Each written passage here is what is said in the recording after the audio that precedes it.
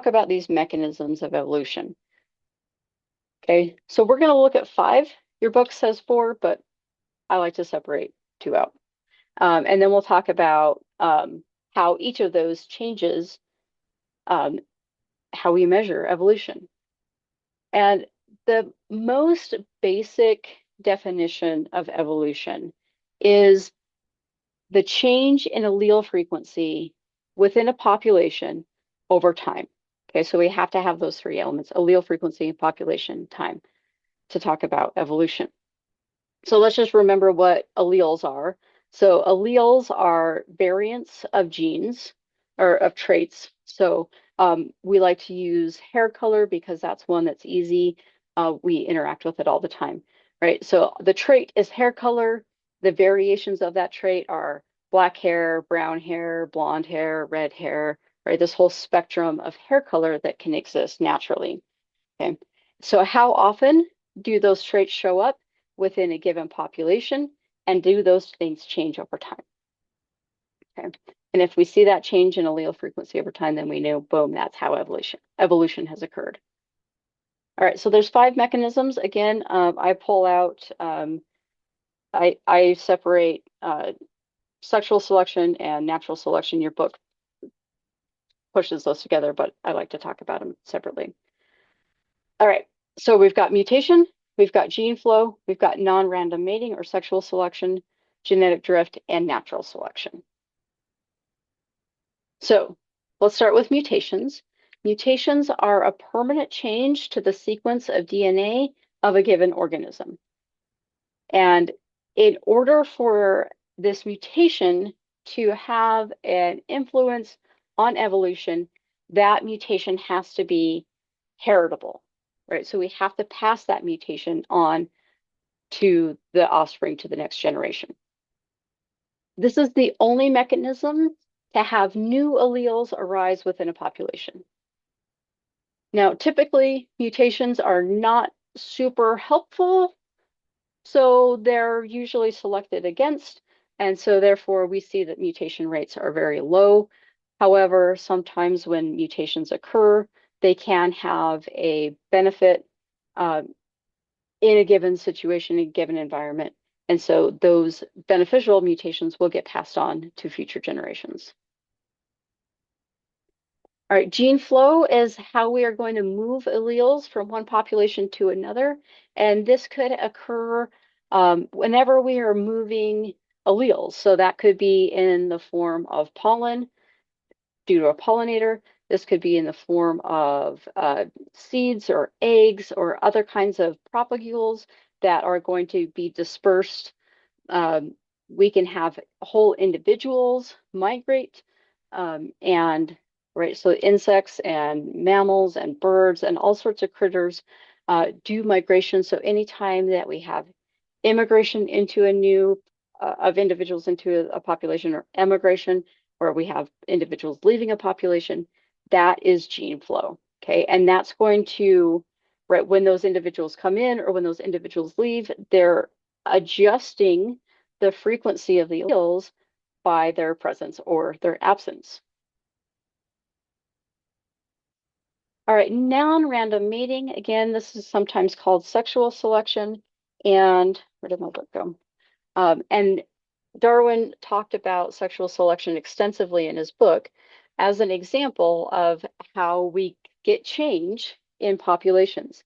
So non-random mating, this is where we're going to see that individuals that have a similar genotype mate with individuals of a different genotype. So genotype just meaning the kinds of genes, that genetic makeup. Okay. And this has to happen more often than we would expect from random.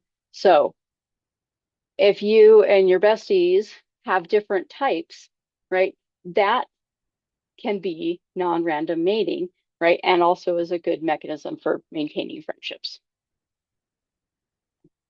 Um, so in Darwin's book, he talks about how this non-random mating, the sexual selection, leads to these ridiculous peacock feathers because the more extravagant your tail is, the more attractive you are to a peahen, and those males with the big crazy tails are going to be the ones that mate. Those are the genes that are going to be passed on.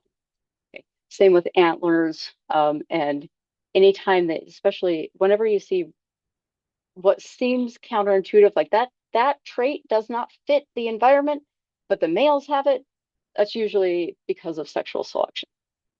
All right, our next mechanism is a little bit hard to wrap our brains around, but this is changes in allele frequencies that are due to randomness, and we call this genetic drift.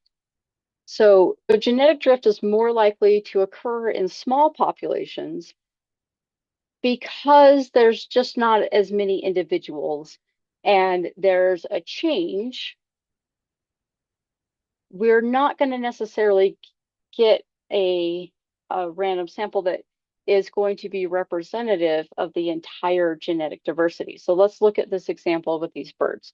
Okay, so on this mainland, we have birds that have the yellow phenotype and birds that have the red phenotype.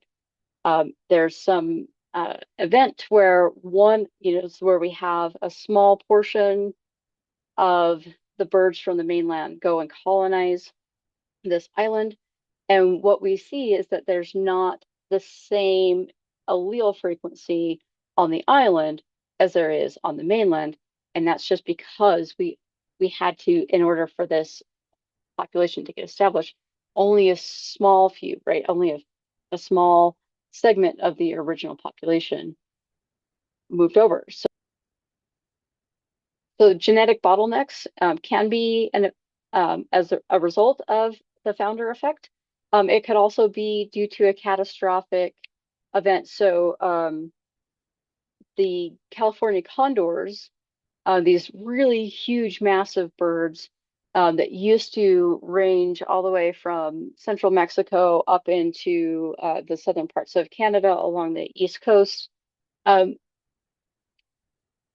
their populations had got down to be 22 individuals.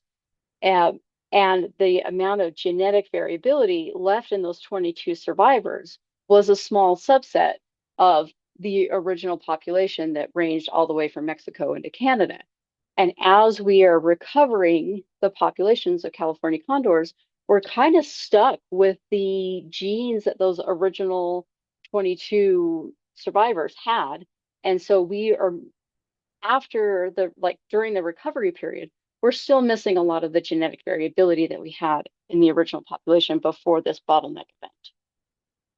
Natural selection is our fifth and final mechanism of evolution.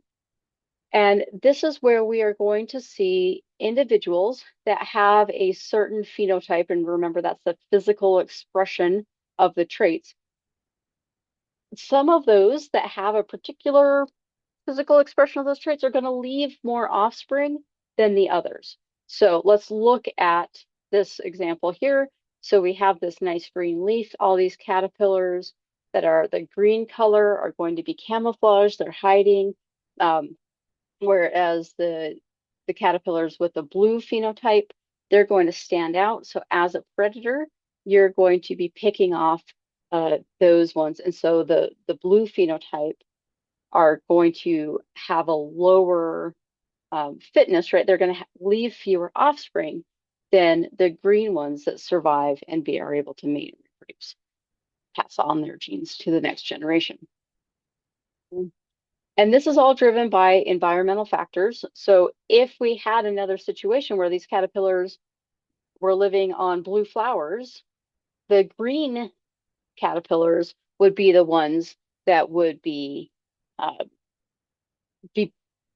eaten by birds more often because they'd be easier to see. And whereas the blue caterpillars would be blending into the background. So we are going to have a lab this week that kind of looks at this concept, and you're going to see, hopefully be able to detect a change in the allele frequency based on our natural selection game. Okay. And again, Darwin talked a lot about artificial selection as he was preparing his argument for natural selection. And we know that artificial selection is a way that we as humans can manipulate the breeding of organisms So to produce the traits that we want. So my favorite example is the domestication of dogs. So we had these wolves. They started hanging around our camps when we were hunter-gatherers. We started breeding the individuals that were better hunters or less aggressive. And then eventually, through evolutionary time, we get something like this.